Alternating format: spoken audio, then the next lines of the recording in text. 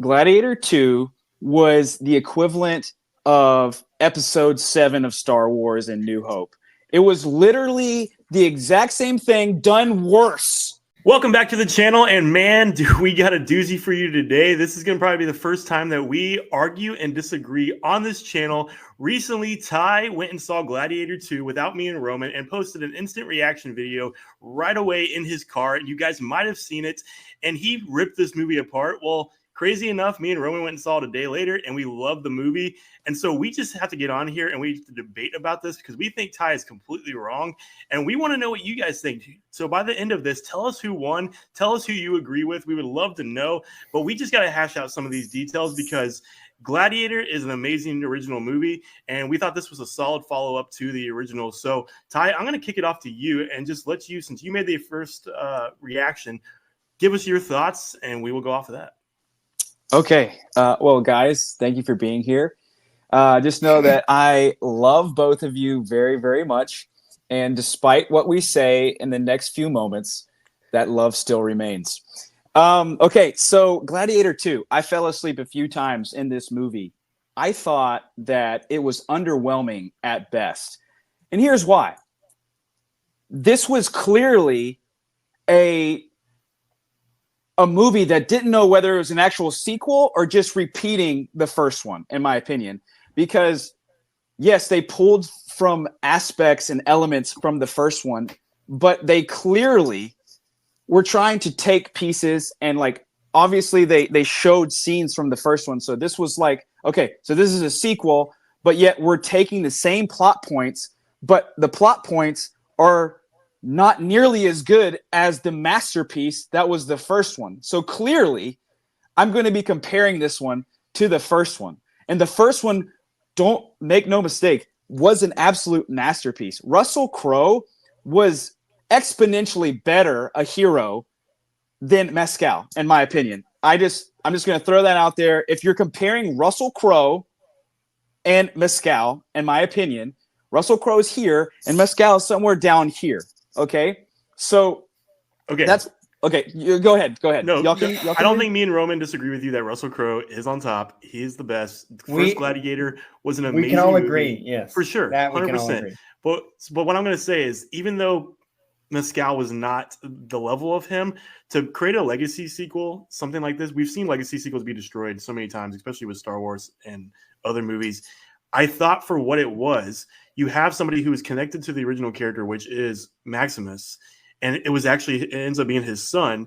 For him to take the mantle like that and for him to basically adopt what his father did, that's why they repeated those tropes, because it was supposed to show that, yeah, he was cast out and he was thrown away, but he came back and rose from the top just like his father to complete basically what his father was trying to do.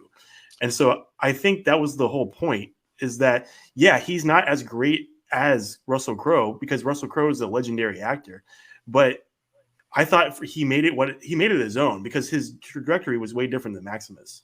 He was supposed to survive. He was supposed to be able to move Rome forward. Maximus was supposed to be that hero that sacrificed himself. So just that alone, like, I'm not trying to compare it to the original, but I think that, like, him standing on his own, he was able to take the mantle and basically just like keep on the legacy of his father. Okay, so let's just. Okay, go ahead, Roman. Go ahead. Like the whole idea was that, like, oh, Marcus Aurelius had this vision for Rome of what Rome could be, and Maximus tried to fight for that, and then they both died, and then it fell back away from that original vision. So Lucius's goal was to get Rome to a place that Marcus Aurelius and Maximus had dreamed that it could be.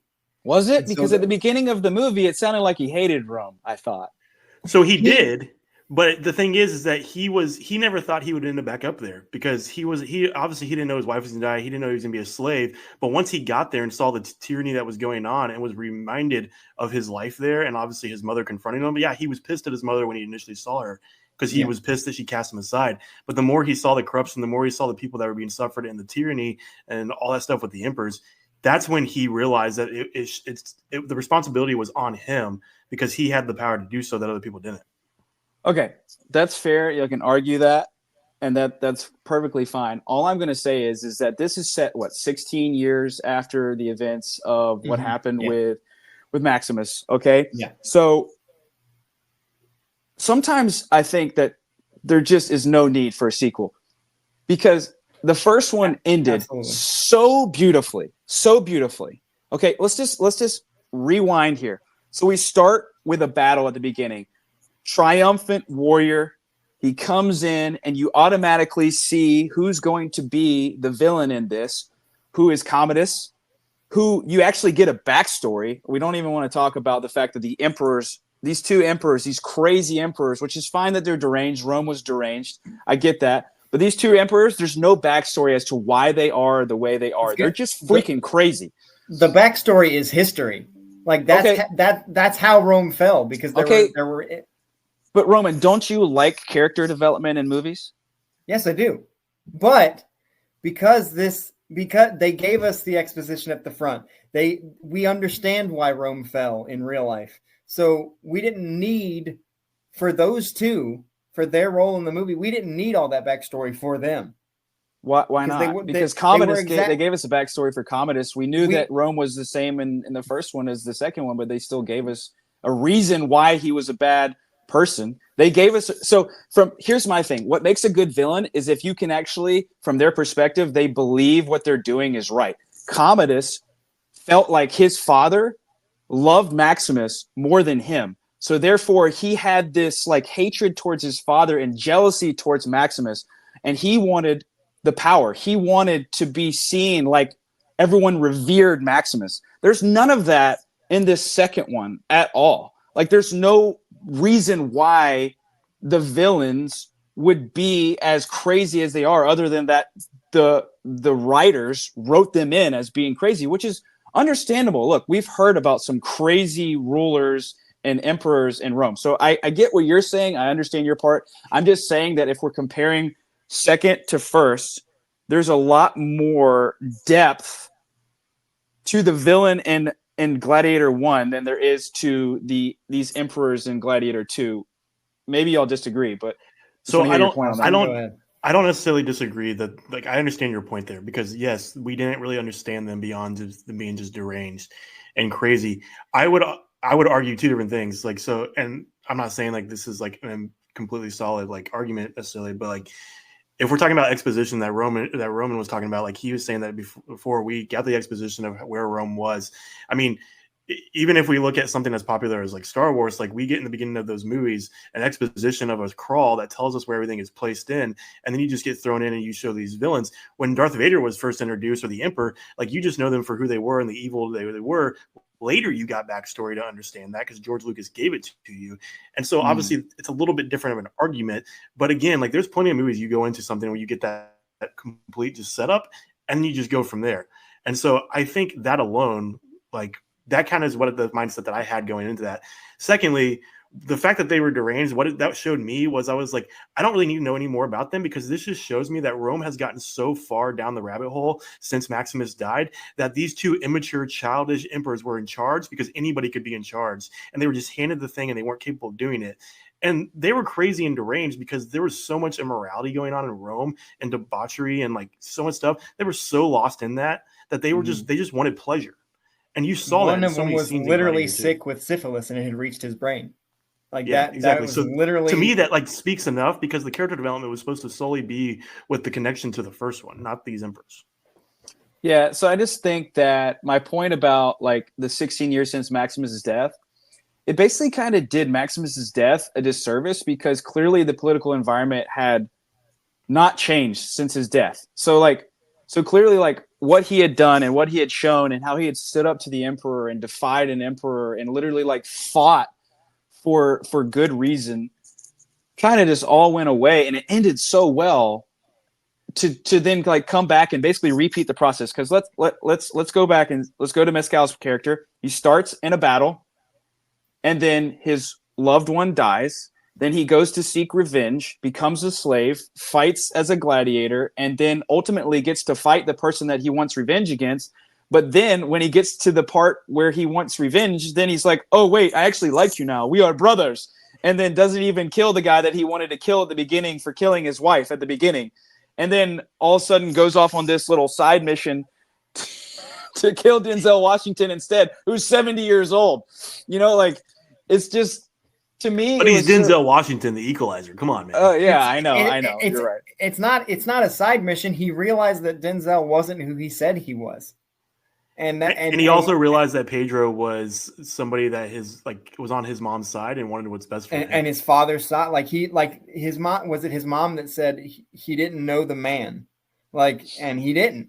He was just he was just hungry for revenge for the man who ordered his wife to die.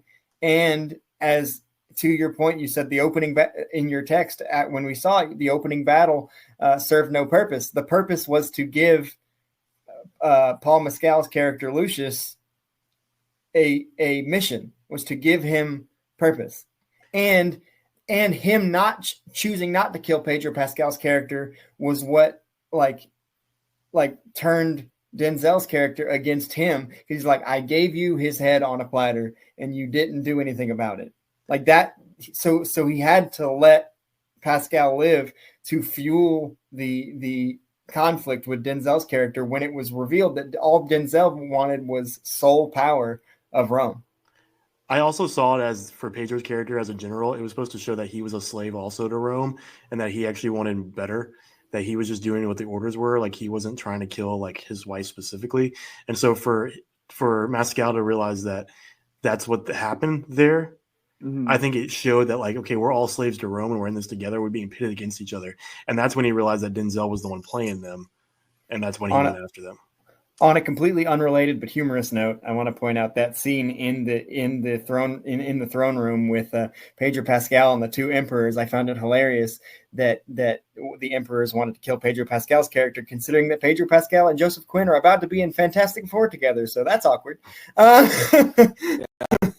Yeah. Which, by the way, two great actors. Literally, Stranger Things was better because of that actor. And I thought Joseph Quinn was great in the role. I thought he was excellent. And I did think he overacted in some parts, but I think he was supposed to.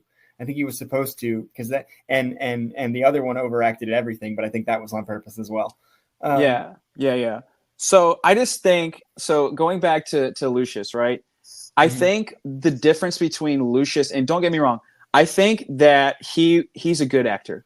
I think he's a good actor. Do I think he is Russell Crowe level of bringing it? No. Do I think that he gave it his best and did the best he could with what was written in the script? Absolutely. Does he deserve some awards? Heck no. Does Gladiator 2 deserve awards? Heck no. And here's why. Okay, so his character arc changes several times, and then we have several other characters that are being brought into play here that are stealing the screen time from Lucius, who's supposed to be the main character, right? So Pedro Pascal is kind of a side main character, and then you got Denzel, who's another main character, and they're all kind of stealing the steam from who's supposed to be the main character, the Russell Crowe character, the Gladiator character. But here's the thing, we bounced around so much and the character arc changed. At the beginning, he has this deep-seated hatred for Rome and a desire for vengeance against Marcus Acacius. I guess that's Pedro Pascal's character. Yeah. Mm-hmm. Okay, but these motivations inexplicably just go away by the film's conclusion, and then he's giving a triumphant speech at the end. And I get that he figures some things out, all right, but there wasn't enough time of character development for it all to I didn't care about any of the characters. I could care less. The character that I actually liked the most in the whole thing was Pedro Pascal's character. I actually liked him the most. Yeah, and I would say I don't think the motivations went away because, like Austin mentioned, he it wasn't necessarily that he was angry at Rome. He was angry that his mom sent him away and never came back. He was angry that he was sold into slavery because he wasn't in Rome anymore. There were other things besides I'm just mad at Rome because they're Rome that motivated him in the beginning. And then when Pedro Pascal found out that I can't remember what his name was before we found out he was Lucius. When he found out that he was Connie Nielsen's son, his attitude toward him changed. So it wasn't out of nowhere. It didn't jump around. It made sense.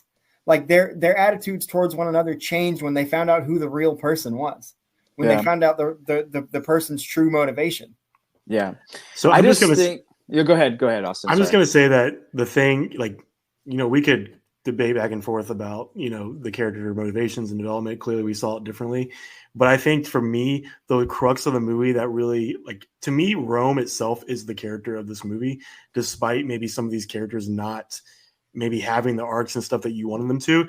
And the reason I say Rome is the character is because when you take something from a masterpiece that is that first movie, and it's such a good character as Maximus, and you create a second one, the purpose of this movie to me was to show the fall of Rome and how bad it got after these heroes were not able to accomplish what they got. And the reason I say that is because the quote that the poem that Lucius says to the emperors, he says, "The gates of hell are open day and night, smooth is the descent and easy is the way." That right there tells me right there that all you need to know about all these characters is that they have walked straight into the gates of hell that were open to them. They walked into all the pleasure, all the things that were easy access to them, thinking that was going to bring them power, that was going to bring them satisfaction, all those things. And most of the characters in that was their motivation. It was smooth to go into that way, and it was easy to get in there, but ultimately it was their damnation. And so at the end of that, you have one or two characters that don't believe that, and they believe there's a better Rome. And so that's what they were fighting for. And so when I finished that movie, to me, that's what weighed heavy on me, because I was able to sit there and be like, crap, that's why this kingdom fell. That's why this empire fell. Whether or not it was completely historically accurate, we already know it's not. But that's what that movie was telling you, is that empires fall because humanity gets too corrupt by power, by greed, and it's easy to go down those ways. It's hard to do the right thing.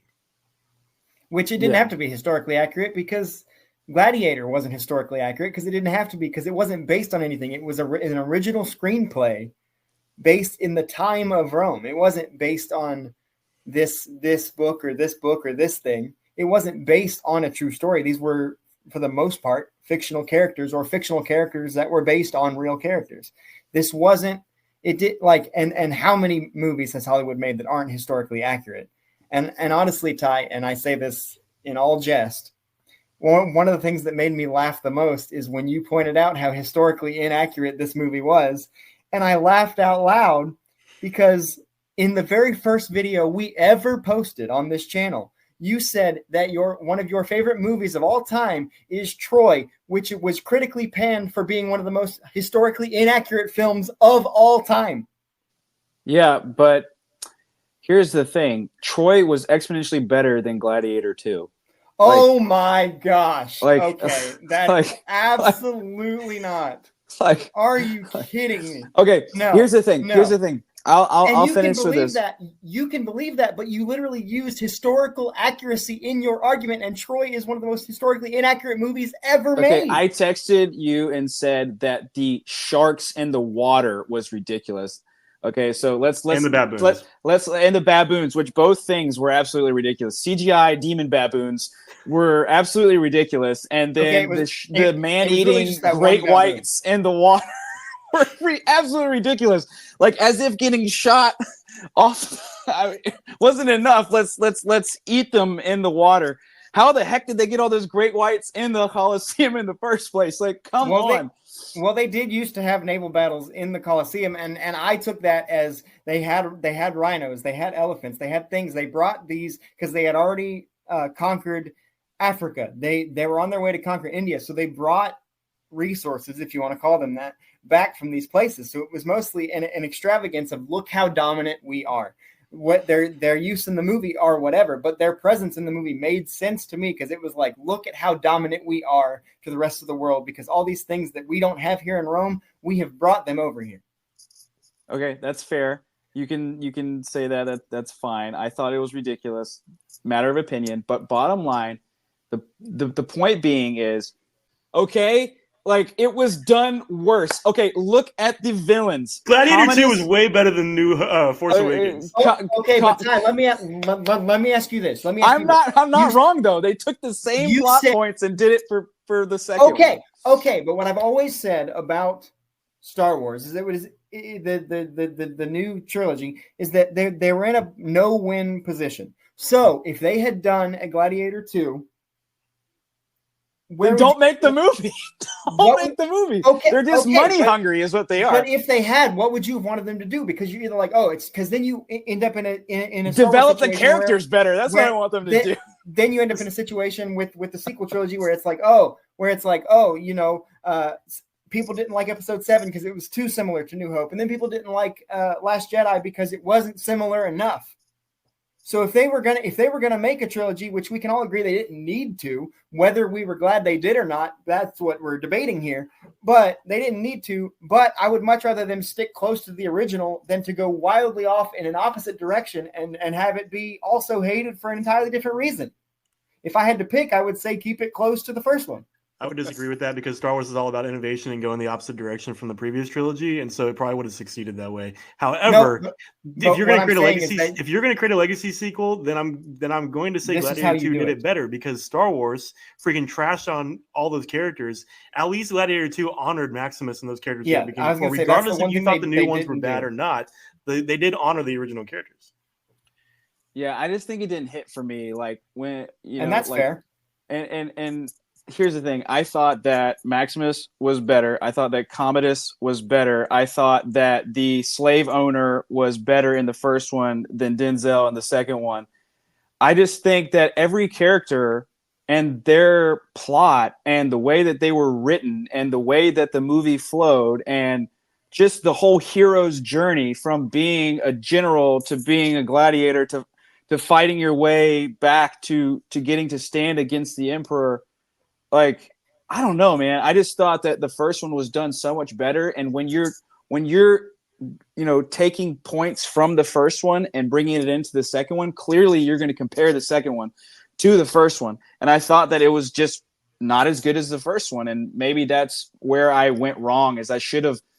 But the problem is what they brought the elements from the first one and bringing the flashbacks. You're going to make me compare it to the first one, and I just thought it was worse than the first one. Right. I think about it the same way, like Twisters. We didn't need that sequel, and it was completely. It wasn't connected to the original. It was, but it wasn't. It wasn't connected to the original, and I think that's what Gladiator tried to do. That it wasn't connected, but it was more connected than Twisters was. What I would challenge you to do, Ty, before we get out of here, because I had a similar situation with Dark Knight Rises, is watch this movie again in 6 months and see if you still feel the same. Because when I first saw Dark Knight Rises in theaters, I was disappointed because my expectations were so high coming off of Dark Knight. And then I saw it again about a year later, and I was like, this movie's actually really good. Yeah, and that's fair. And I'm definitely going to watch it again. This won't be the last time that I watch it. And next time I'll watch it with you guys. We'll just watch it like a couple months. We'll watch it a couple months down the road, and I'll tell you whether or not my feelings remain the same or not. But Austin and I said we're both fired up, ready to fight at the end when they were like, where they were like, where death is, we are not. Where we are, death is not. We were like, yeah, let's go. Ty rolls his eyes at that, but yeah. All right, well, we can literally do this all night, but I want to know what the audience thinks out there because everyone has probably different opinions. So please, out there, if you watch this, if you gave your time to this long video and this debate, then we would love to know what your thoughts are. We appreciate you watching this. Like this video, subscribe to our channel, and we will definitely see you next time.